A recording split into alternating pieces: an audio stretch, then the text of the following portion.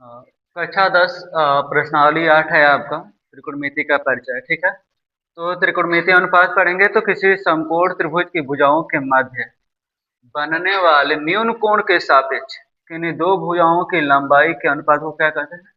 त्रिकोणमितीय अनुपात कहते हैं। ठीक है, अब इसमें ध्यान देना है कि कौन सा कर्ण होगा, कौन सा लंब होगा, कौन सा आधार होगा। तो जिसे हम मान लेते हैं कि समकोण त्रिभुज बनाएंगे, ये बी और ये सी हो गया। और एक भुजा इसमें कितना होता है? 90 अंश होता है। ठीक है, अब जो सबसे बड़ी भुजा होगी या 90 अंश के सामने की जो भुजा होगी उसको हम कहेंगे कर्ण। कर्ण को हम कैसे प्रदर्शित करते हैं? किसे प्रदर्शित करते हैं? कैसे प्रदर्शित करते हैं? और यहाँ बनाएंगे हम थीटा। थीटा के सामने वाला जो भुजा होगा वो हो जाएगा लंब। क्या होगा? लंब। और जो बाकी बच रहा है वो होगा आपका आधार। आधार को हम ऐसे प्रदर्शित करते हैं। ठीक है, अब यहाँ से देखेंगे कि क्या होगा, साइन थीटा बराबर क्या होगा। ठीक है, चलिए इसको लिख देते हैं।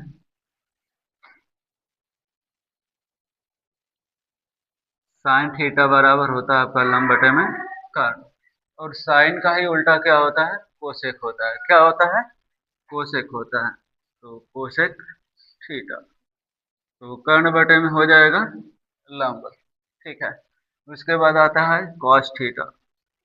कॉस थीटा का होता है आधार बटे में कर्ण होता है। कॉस का उल्टा क्या होता है? Sec theta. तो कर्ण बटे में हो जाएगा आपका आधार हो जाएगा। उसके बाद आता है कॉट थीटा। कॉट, कॉट नहीं tan थीटा आता है। tan थीटा बराबर होता है लंब बटे में आधार। और tan का उल्टा है cot थीटा। तो आधार बटे में क्या हो जाएगा? लंब हो जाएगा। ठीक है, तो यहाँ से आपको पता है कि k का मतलब क्या लिखा है? कर्ण लिखा है।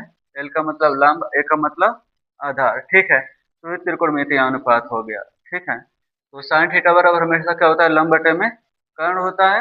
और साइन का ही उल्टा होता है, विपरीत होता है। नीचे का ऊपर कर देंगे, ऊपर का नीचे कर देंगे। ठीक है, तो कोसेक थीटा का मान आपका पता चल जाएगा। ये त्रिकोणमितीय अनुपात है दो भुजाओं को लेकर। जैसे साइन वाले में लिया गया लंब और कर्ण, उसी प्रकार से काश में क्या लिया गया? आधार और कर्ण लिया गया है। ठीक है, लेकिन सबसे पहले इसको जानना जरूरी है कि जो सबसे बड़ी भुजा होगी या सीधे कर देंगे 90 अंश की जो सामने की भुजा होगी वो कर्ण होता है। क्या होता है? कर्ण। और जहाँ पे थीटा दिया, थीटा यहाँ पे दिया है तो ये लंब हो जाएगा। यदि थीटा यहाँ पे दिया होगा तो ये लंब हो जाएगा, ये आधार हो जाएगा। जो शेष बचेगा क्या होगा? आधार हो जाएगा। ठीक है, इसको करिए।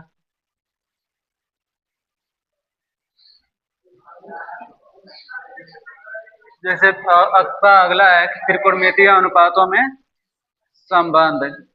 ठीक है, तो साइन थीटा बराबर क्या होता है? साइन थीटा बराबर एक बटे में कोसेक थीटा। साइन थीटा का उल्टा ही क्या होता है? कोसेक थीटा होता है। ठीक है, तो उसी प्रकार से कोसेक थीटा बराबर हो जाएगा आपको कोसेक थीटा बराबर एक बटे में साइन थीटा। ठीक है, साइन का उल्टा कोसेक होगा तो कोसेक का उल्टा भी क्या होगा?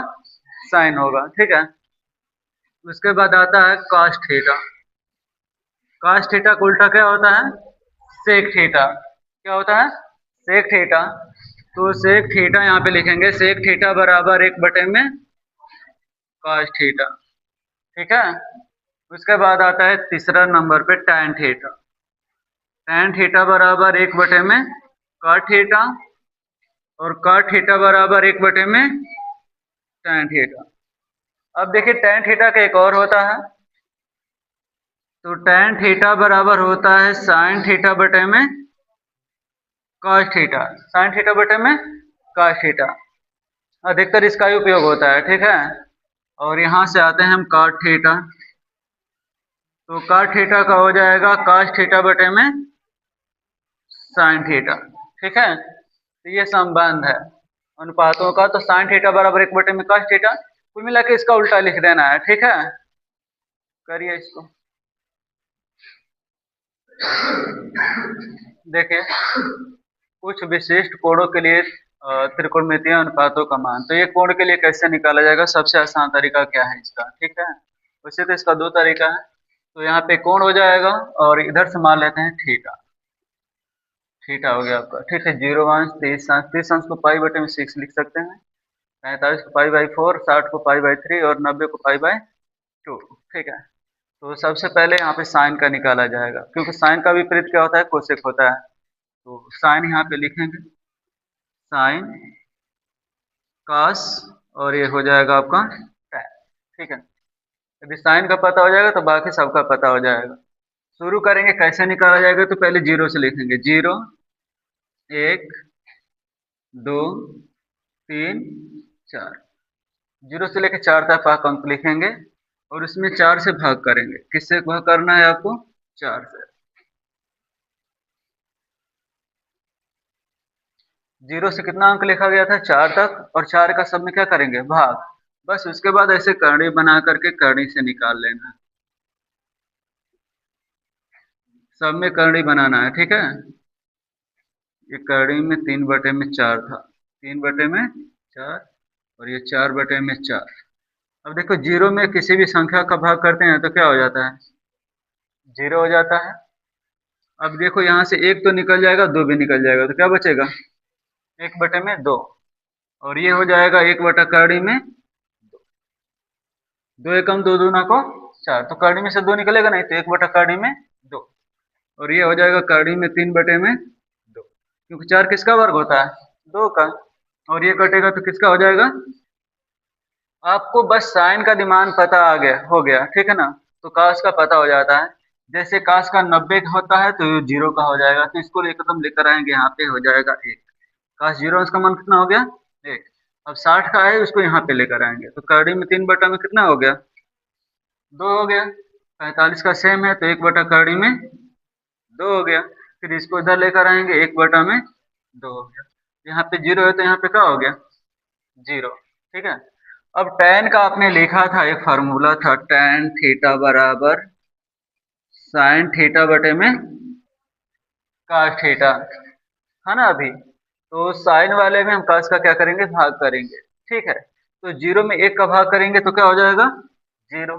अब 1 बटा 2 में कड़ी में 3 बटा 2 का भाग करना है, तो क्या आ जाएगा, 1 बटा कड़ी में 3 आ जाएगा, हाँ, 1 बटा कड़ी में 3, और ये दोनों सेम है तो कट जाएगा तो क्या होगा, 1 हो जाएगा, और यहाँ पे कटेगा तो क्या हो जाएगा, कड़ी में 3। 1 में 0 का भाग करेंगे तो इन्फिनिटी हो जाएगा, अनंत तक भाग चला जाएगा, ठीक है। किसी भी संख्या में यदि 0 का भाग करते हैं तो क्या आएगा, इन्फिनिटी आएगा, ठीक है। और इसको देख लो कैसे किया गया है, तो कड़ी में 3 बटे में 2 में भाग करना है 1 बटे 2 का, तो बीच वाले में बीच का गुणा करते हैं, नीचे वाले का ऊपर वाले में करते हैं, ठीक है। तो हो जाएगा कड़ी में 3 गुणे 2 और 2 गुणे 1, तो 2 से 2 कैंसिल, तो क्या बचेगा, करनी में 3 बच जाएगा, ठीक है। अब देखिए ये 3 मान आ गया, साइन कॉस और टैन का आ गया ना। अब कोसेक का निकालना हो तो इसको उल्टा करना है, किसके बटे में, 1 के बटे में। फिर इसको उल्टा करेंगे तो 2 बटा 1 हो जाएगा, इसको उल्टा करेंगे तो करनी में 2 बटे में 1 होगा, इसका 2 बटे में करनी में 3, इसका 1 ही हो जाए, क्योंकि 1 के बटे में 1 यानी 1 हो जाए।